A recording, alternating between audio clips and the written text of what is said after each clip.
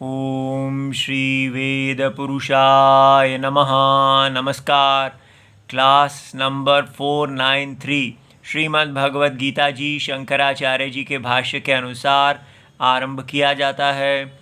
ओम श्री सीता रामचंद्राभ्याम नमः। नमो गुरुभ्यः। ओम अथ कालदेवताः श्री विक्रमी संवत् वैशाख शुक्लपक्षः त्रयोदशी शनिवारः चित्रा नक्षत्रम् उत्तरायणं वसंत ऋतुः। ओम तत्सत्। श्री शंकराचार्याय गुरवे नमः।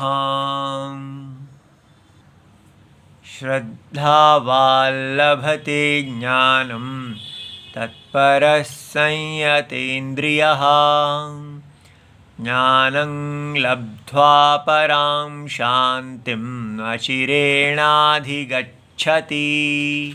अध्याय नंबर 4 और श्लोक नंबर 39। पुस्तक है Shrimad Bhagavad Gita ji, Gita press Gorakhpur, book number 10, Shankaracharya ji की भाष्य वाली पुस्तक। तो कल हमने इस श्लोक को आरंभ कर दिया था और इसमें हमें भगवान ने 3 उपाय बताए हैं जो ज्ञान प्राप्ति के एकांतेन ज्ञान प्राप्ति भवति, माने इसमें कोई संशय नहीं, पक्का इन 3 साधनों से ज्ञान प्राप्ति होती ही है। और वो क्या है? श्रद्धा। श्रद्धा हमने देखा था, विश्वास नहीं होता श्रद्धा। श्रद्धा का अर्थ है वेद में आस्तिक्य बुद्धि। आस्तिक नास्तिक। नास्तिक माने न अस्ति वेदः धर्मे प्रमाणम, वेद धर्म में प्रमाण नहीं है, ये नास्तिक है। और आस्तिक है अस्ति वेदः धर्मे प्रमाणम, वेद धर्म में प्रमाण है, मोक्ष में प्रमाण है। वेद के बिना यदि संसार में वेद ना हो तो कोई भी सनातन धर्म का निश्चय नहीं कर सकता। इस चीज़ पे निश्चय ही नहीं होगा कि क्या है कल्याणकारी और क्या है विनाशकारी, किस चीज़ से इस संसार से मुक्ति मिलती है और किस चीज़ से इस संसार के अंदर ही बार बार जन्म होता है। अगर वेद ना हो तो हम केवल बस प्रत्यक्ष स्वार्थ के आधार पे ही जिएंगे। इमीडिएट पॉलिटिक्स, तात्कालिक जो हमारे लाभ हैं, बस वही हमारा धर्म है और वही हो रहा है। ठीक है, इसलिए श्रद्धा, वेद में आस्तिक्य बुद्धि ना होने के कारण हमारा हिंदू धर्म क्या बन गया है? केवल भजन कीर्तन, बस। चाहे वो देवताओं का भजन कीर्तन हो या गुरुजी लोग का भजन कीर्तन हो, सब लोग या किसी मूर्ति को भजन कीर्तन कर रहे हैं और या किसी मनुष्य की शरीर को ही, उसका ही आप उसको भगवान बना दो और वो गुरुजी ही आपको रक्षा करेंगे। इस प्रकार हम पूरी तरह इससे कट गए हैं कि हमारे यहाँ पर कोई वेद हैं जो हमें बता रहे हैं कि जगत की आत्मा अज्ञान में किस प्रकार यज्ञ रूप धारण की हुई है। हम किसी भी प्रकार से इस वेद पुरुष को नहीं जानते कि ये वेद पुरुष जो है, समष्टि वेद पुरुष, ये ब्राह्मण क्षत्रिय वैश्य शूद्र रूप हैं। इन्हीं के अंदर अनुलोम विलोम जातियां हैं। वो सब हमने कहा उसको छोड़ दो और हम केवल बस पूजा जानते हैं। पूजा कीर्तन करो, चाहे कोई हमारे टीचर्स ही नहीं है, गुरु से परंपरा ही नहीं है। हमारे गुरुजी भी सदा पूजा ही करवाते रहते हैं अपनी, और हम उनकी पूजा करके कहते हैं बस ठीक है, अब हम इस पूजा के बल पे और माल खाएंगे। भगवान को माल खिलाओ, गुरुजी को माल खिलाओ और माल पाओ। केवल मालिज्म, बस माल देना, माल खाना, माल का बिजनेस, यही रह गया हमारा पूरा इतना पतन, जिसको हम कह रहे हैं ये तो बड़ा नॉन वायलेंट है, सबको, किसी को मारता नहीं, कुछ नहीं कहता, बस तो क्या करता है, केवल खाने के लिए जीता है। बस प्रत्यक्ष बड़ी कन्वीनियंटली हमने अपने धर्म को बाजार के लिए सूटेबल बना लिया है। वर्ण आश्रम धर्म बाजार के लिए सूटेबल नहीं है, ये तपस्या मांगता है, इसलिए इसको गेट आउट कर दिया गया है। इसलिए जो व्यक्ति अपना कल्याण चाहता है वो तो इस पे विचार करेगा, और जो कल्याण नहीं चाहता है वो हमको भी गेट आउट कर देगा। ठीक है, तो इस प्रकार सत्य को कोई गेट आउट नहीं कर सकता। याद रहे, सत्य के आगे आपको नमस्कार करना ही होगा, क्योंकि सत्य ही रक्षा करता है। जो सत्य के अनुसार चलेगा उसी की रक्षा होगी। जो सत्य का विरोध करेगा तो सत्य को कुछ नहीं होगा, सत्य का विरोध करने वाला ही अपने ही विरोध से मारा जाएगा। इसलिए वेद जो सत्य बता रहे हैं कि अज्ञान की स्थिति में हम ये शरीर हैं और हमारा शरीर ब्राह्मण क्षत्रिय वैश्य होता है, हम उस वर्ण आश्रम धर्म से बद्ध हैं और हमें उसी धर्म का पालन करना है। अगर हम उससे पतित हो गए हैं तो हमको उसी राम जी को याद करना है और पुनः अपने धर्म में जाना है। ये ही वेद की श्रद्धा है, और जिसमें श्रद्धा है तत्परता है। वो देखता है कि ठीक है, हम पूरी तरह पतित हैं, वैदिक धर्म जो कुछ कह रहा है और जो हम कर रहे हैं बिल्कुल उल्टा है, लेकिन उसमें तत्परता है, वो लगा हुआ है।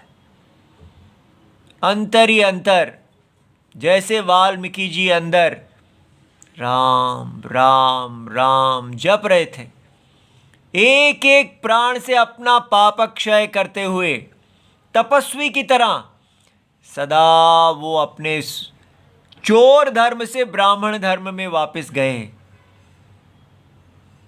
उसी प्रकार हमको भी राम जी की आज्ञा में जाना है, और उसके लिए संयत इंद्रिया, तीन चीजें, वैदिक धर्म में श्रद्धा और उसमें ही तत्परता, और उसके पालन के लिए अपनी इंद्रियों को जीतना। ठीक है, कैसे जीतना? अंतरात्मा में स्थित होकर जीतना। ठीक है, यहां तक हमने देखा था और इसका आधा भाष्य बचा हुआ था। अब भगवान कहते हैं, यह एवं भूतः श्रद्धावान तत्परः संयतेन्द्रियः। ठीक है, तो जो व्यक्ति इस प्रकार वेद को धर्म में प्रमाण मानता है, प्रत्यक्ष को नहीं मानता है, साइंस को धर्म में प्रमाण नहीं मानता है, बाइबल कुरान आदि को नहीं मानता है, और ये अच्छी तरह जानता है कि किस प्रकार वेद धर्म में प्रमाण है, जैसे चक्षु रूप में प्रमाण है, उसने प्रमाण विचार किया है और उसकी उसमें श्रद्धा है। तो श्रद्धा माने उस वेद जो कह रहे हैं उसमें अस्ति बुद्धि, याद रहे अस्ति बुद्धि, कि वेद जो कह रहे हैं वो ज्ञान है, बिलीफ नहीं है, विश्वास नहीं है। तो इसलिए हमारे जो शब्दों के अर्थ ही खराब कर दिए गए हैं, उससे हमको बाहर निकलना है। इस आदत को बंद करें कि श्रद्धा शब्द कहते ही कहें बिलीफ और बना दें वेद को बाइबल। श्रद्धा माने आस्तिक्य बुद्धि। जैसे आंखों से देखने पे बिलीफ नहीं होती, आस्तिक्य बुद्धि होती है, अस्थि, उस प्रकार। और तो 3 चीजें भगवान ने कह दिया। स च सह अवश्यम ज्ञानम लभते। तो जिसके पास ये 3 हैं उसको अवश्य ज्ञान की प्राप्ति होती है, ऐसा भगवत गीता जी की प्रतिज्ञा है। अब कहें कि अभी तो थोड़ी देर पहले आपने कहा था कि गुरुमेव अविगच्छेत, ज्ञान के लिए गुरु के पास जाइए, और वहाँ कहा था कि प्रणिपातेन, और उनके आगे झुकना है, ठीक है, और सेवा शुश्रूषा वो सब करना है। तो वहाँ आप ये देखिए 34 में बताया गया था कि कैसे जानना है आपको, तद्विद्धि प्रणिपातेन परिप्रश्नेन सेवया। अब यहाँ पर 3 साधन बताए थे कि ज्ञान के क्या है कि गुरु जी के पास जाके पूरी तरह आप नमस्कार करें, उनकी शरण में जाएं, उनसे प्रश्न पूछें और उनके प्रति सेवा भाव रखें, उससे उनको प्रसन्न करें, इससे आपको ज्ञान प्राप्त होगा। अब यहाँ पर आप कह रहे हैं कि वेद में श्रद्धा रखें और आप तत्पर रहें और इंद्रियों को जीतें, इससे ज्ञान प्राप्त होगा। तो ये क्या बात है, कभी इसको कहते हैं कभी उसको कहते हैं। अब देखिए भाष्य का कमाल। प्रणिपातादि ही, तो वो जो वहाँ कहा कि तद्विद्धि प्रणिपातेन, पूरी तरह दीर्घ नमस्कार गुरुजी को करना, परिप्रश्न खूब प्रश्न पूछना और उनकी सेवा करना, उसमें कुछ दोष है। क्या दोष है? तू बाह्य, वो बाह्य है, अर्थात जो ये 3 साधन कहे गए हैं, श्रद्धा, तत्परता और संयत इंद्रिय, ये बाह्य नहीं है, ये अंतर है। आप जानते हैं कि आप में श्रद्धा है या नहीं है, आप जानते हैं कि आप में तत्परता है या नहीं है, आप अपनी इंद्रियों को वश में रख के स्वेच्छाचार करते हैं या नहीं करते हैं। लेकिन ये जो साधन है जाके दीर्घ नमस्कार करना, ये उल्लू भी बनाया जा सकता है, ठीक है, ये बाह्य है। और इसलिए आप तो इसलिए बाह्य होने के कारण आप कहते हैं मैं तो गुरु जी के आगे नमस्कार कर रहा हूं, लेकिन नमस्कार तो कर रहे हैं क्योंकि आपको ज्ञान की इच्छा है, आप जाके वहां नमस्कार कर रहे हैं। ये पॉलिटिकल हो सकता है, चालाकी हो सकती है, आपके अंदर श्रद्धा नहीं है लेकिन बाहर आप ये सब कर रहे हैं किसी रागत द्वेष के लिए। इसलिए अनैकांतिका, उनसे जाके खूब प्रश्न पूछ रहे हैं, गुरुजी ये बताइए वो बताइए, और उनकी सेवा कर रहे हैं, लेकिन आपके अंदर चालाकी है, आपके अंदर वेद के प्रति श्रद्धा नहीं है, आप अपनी बिजनेस इस मार्केट में आगे बढ़ना चाहते हैं। तो इसलिए ये जो पहले बताए गए हैं वो अनैकांतिक माने उसमें डाउट हो सकता है। अपि भवति, क्यों? क्योंकि माया वित्वादि संभवात, क्योंकि माया, जो व्यक्ति इनको कर रहा है वो मायावी हो सकता है, सब कुछ करता हुआ भी वो केवल ठग है, ठीक है। तो न तो तत्श्रद्धावत्वादौ, लेकिन जिस व्यक्ति में श्रद्धा है, जो वेद में आस्तिक्य बुद्धि रखता है, वो जब नमस्कार करेगा तो वहाँ माया नहीं होगी। जो व्यक्ति तत्पर है, पूरी तरह 100% वो अपने सारे रिसोर्सेज को आत्मज्ञान में,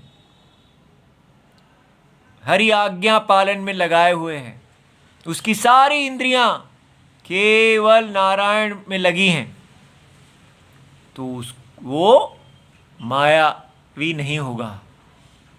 ठीक है, वो अपने आप को नहीं ठगेगा।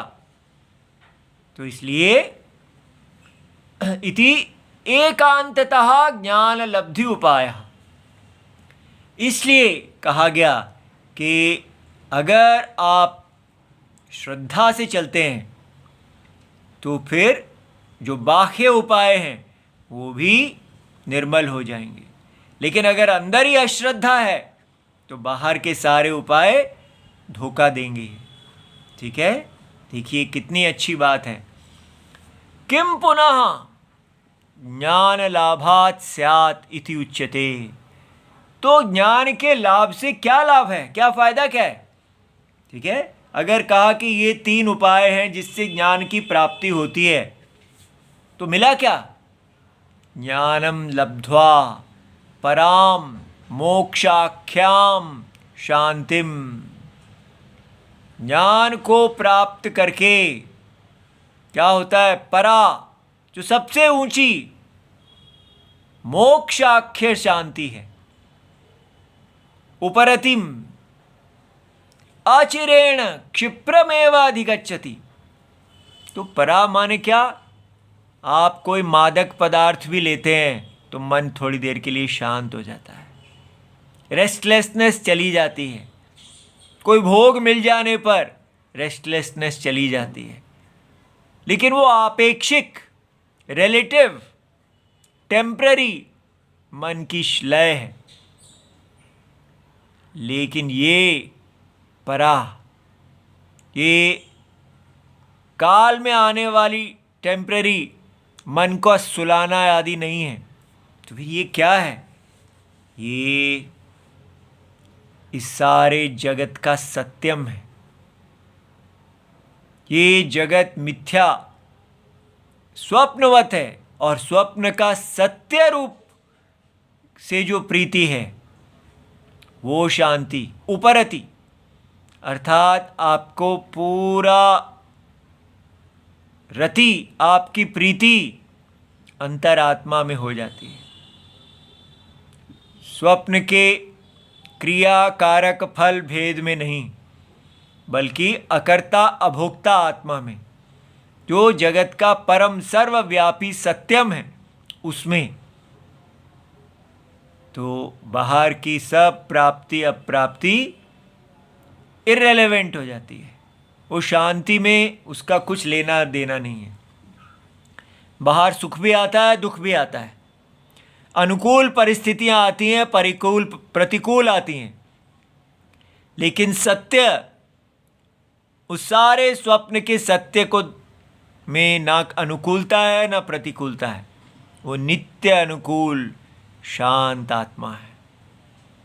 ठीक है, तो ऐसे को इन तीनों साधनों के द्वारा क्षिप्रमेव अधिगच्छति। सम्यक ज्ञानात् क्षिप्रम मोक्षो भवति। क्या सम्यक ज्ञान से मोक्ष होता है? ये तो सब बातें हैं। इति सर्वशास्त्र न्याय प्रसिद्धा सुनिश्चितः अर्थः। तो भगवान कहते हैं कि ये जो बात है कि सम्यक ज्ञान से मोक्ष होता है, ये बात सारे शास्त्र में, चाहे वो वेद हैं, श्रुतियां हैं, स्मृति, पुराण आदि सब, या जो न्याय शास्त्र है, जो जिसका जो तर्क पे चलता है, उन सब में ये बात सुनिश्चित की गई है कि अज्ञान दुख का कारण है और ज्ञान दुख से मुक्ति का कारण है। जो व्यक्ति सत्य के विरुद्ध जाता है उससे दुख मिलता है, जो व्यक्ति सत्य के अनुकूल रहता है वही सुखी होता है। ठीक है, तो दुख का कारण है सत्य से विरोध। तो सत्य में प्रतिष्ठित होना ही मोक्ष है, ऐसा सर्वत्र सुनिश्चित अर्थ है। इसलिए इस विषय में अत्र संशयः न कर्तव्यः, यहाँ पर संशय नहीं करना चाहिए। अगर आप इस विषय में ही संशय करेंगे, संशय माने मैं इसको नहीं मानता, तो पापिष्टः ही संशयः, जो व्यक्ति संशय करने वाला है वो पाप करने वालों में सबसे ऊंचा होता है। उसको बताने के लिए अगला श्लोक है। तो उस अगले श्लोक में जाने से पहले हम यहाँ पर इसका पूरा रस निकाल लें कि जैसे आजकल हम जी रहे हैं, हम कैसे जी रहे हैं? हम पूरी तरह प्रत्यक्ष के आधार पर जी रहे हैं। हम वेद को धर्म में प्रमाण नहीं मान रहे। हर डिसीजन में हम ये प्रैक्टिकल हो रहे हैं। क्या प्रैक्टिकल? जैसे कि कह रहे हैं कि हमको हिंदूज़ को क्या करना चाहिए? हिंदूज़ को पॉलिटिकली यूनाइट करना चाहिए और सेल्फ डिफेंस करना चाहिए, क्योंकि चारों तरफ ये मुसलमान इत्यादि सब हर प्रकार से हिंदुओं को मार रहे हैं, तो उनको अब पॉलिटिकली यूनाइट करना चाहिए। लेकिन क्या इस थिंकिंग के अंदर हमारी वैदिक श्रद्धा है? नहीं, वो श्रद्धा के बारे में बाद में देखेंगे। पहले जिएंगे तो बचेंगे, तब तो श्रद्धा के बारे में सोचेंगे। यहाँ तो मृत्यु का अंक पड़ी है। इस प्रकार जीवन में हर समय कोई ना कोई प्रॉब्लम तो रहेगी ही रहेगी। ये प्रॉब्लम्स हमको विचार करवाएं कि क्या हम अपने धर्म के अनुसार हैं। यत्र धर्मः तत्र कृष्णः, जहाँ धर्म है वहाँ कृष्ण है। क्या हम धर्म की तरफ हैं? क्या हम वेद की तरफ हैं? या केवल हम एक पॉलिटिकल पार्टी हैं, दूसरी पॉलिटिकल पार्टी और हमारी पॉलिटिकल पार्टी? हमें वो करना चाहिए जिससे हमारी पॉलिटिकल पार्टी जीते। क्या ये धर्म है? इसलिए सबसे मूल चीज़ वेद हमें बताते हैं कि यहाँ पर पुरुष और स्त्री इस संसार के मौलिक हैं, मेल एंड फीमेल। जब तक हम वेद से मेल और फीमेल के बीच में क्या धर्म है नहीं सीखेंगे, तब तक हम प्रैक्टिकलिस्ट बने रहेंगे। वेद हमें इतना मौलिक बताते हैं कि हम आत्मा मेल है, देह फीमेल है। इसलिए मेल और फीमेल को अंडरस्टैंड नहीं किया तो हम मेल और फीमेल की इक्वालिटी करते रहेंगे। जब तक मेल और फीमेल को इक्वल बनाते रहेंगे, तब तक हम कभी अपने वैदिक धर्म को नहीं समझ रहे। हर मेल और फीमेल के अंदर दो हिस्से हैं, आत्मा और अनात्मा। अनात्मा माया है और उस माया को धारण करने वाला आत्मा है। इसलिए आत्मा और अनात्मा,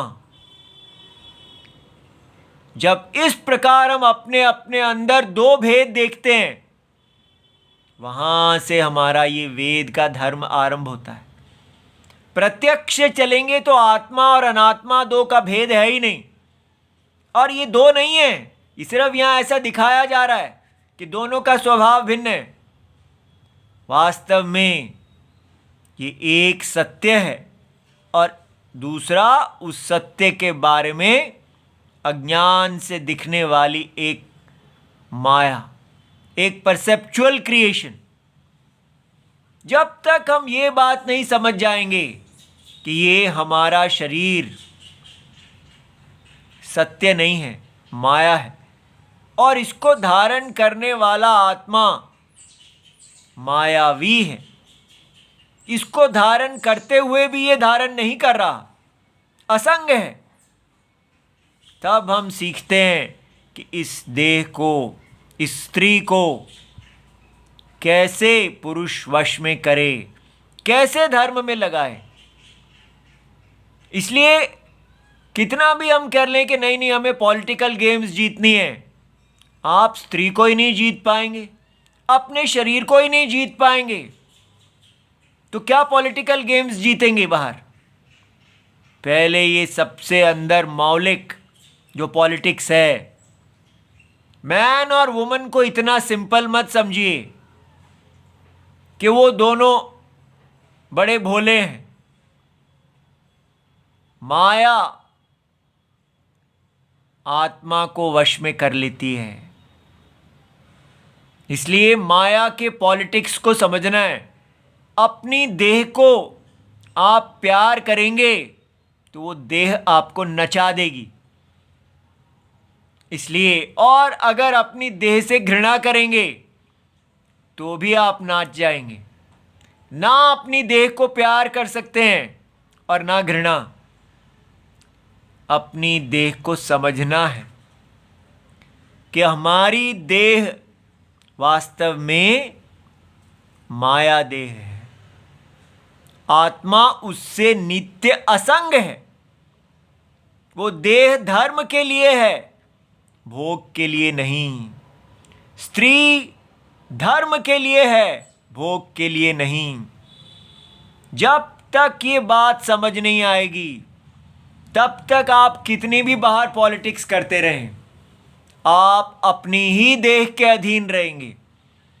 जो व्यक्ति अपनी देह तक को नहीं जीत पाता, नहीं रावण ने अपनी देह को जीता था और पूरी पृथ्वी का राजा बन गया था, तो हिंदुओं को भी ऐसा ही करना चाहिए।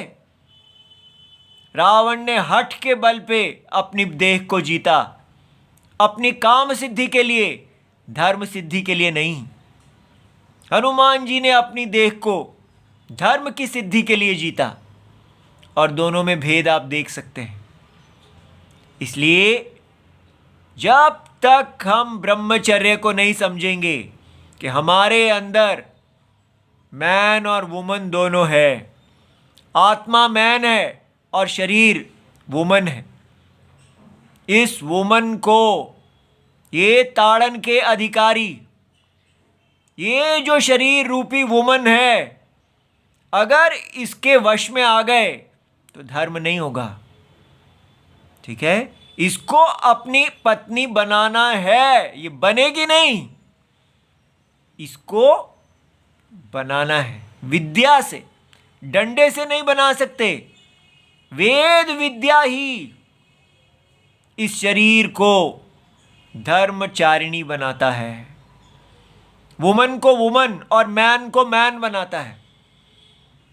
ठीक है, इसलिए वेद को ठीक प्रकार से जान के मैन और वुमन को अंडरस्टैंड करना, और दोनों नर और नारी को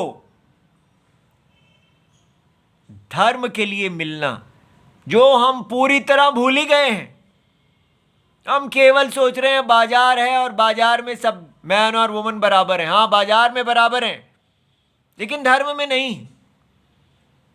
यदि आप वेद को प्रमाण मानते हैं तो फिर आपको समझना होगा कि यह आत्मा के अंदर देह कहां से आ गई। आत्मा के अंदर कोई देह नहीं है, अज्ञान के कारण आत्मा देही दिख रही है, देहवान दिख रही है। और ये देह जो है ये एक महायज्ञ रूप है। इसलिए कैसे स्वेच्छाचार, भोग परायणता, कंज्यूमरिज्म को जीतना, माँ ने अपनी देह को अपनी सात्विक सीता पत्नी बनाना और अपने आप को राम बनाना। राम और सीता में इक्वालिटी नहीं है। सीता जी राम जी की अनुगामिनी है, धर्म अनुगामिनी, और राम जी सीता जी के रक्षक हैं। ठीक है, इसलिए सीता जी की रक्षा करना रावण से ये धर्म है। सीता और राम जो हैं उनमें इक्वालिटी नहीं है, यूनिटी है। सीता और राम एक हैं, दो नहीं है। ये समझना है। हम अपने शरीर को अपने से बाहर नहीं कर सकते, लेकिन हम पूरी तरह वेद को भूले हुए हैं। व्यवहार में हमें वेद चाहिए ही नहीं, केवल भजन कीर्तन के लिए बस। दिमाग में यही। पर्सनैलिटी डेवलपमेंट क्या होता है? पुरुष और स्त्री को समझना, वो पर्सनैलिटी डेवलपमेंट है। लेकिन हम क्या लेके बैठे हैं? बस माइंड, बॉडी, आत्मा का पता ही नहीं हमें, माया का कुछ पता ही नहीं। इसलिए इन वर्सेस को, इन श्लोकों को हल्का मत लीजिए। ये पूरी इतनी मौलिक हैं कि ये थोड़ा सा भी हमने राम जी की शरण लेके इनको देखा तो ये हमको परम कल्याण मार्ग पे डालेंगी। ओम नमो भगवते वासुदेवाय। प्रणाम।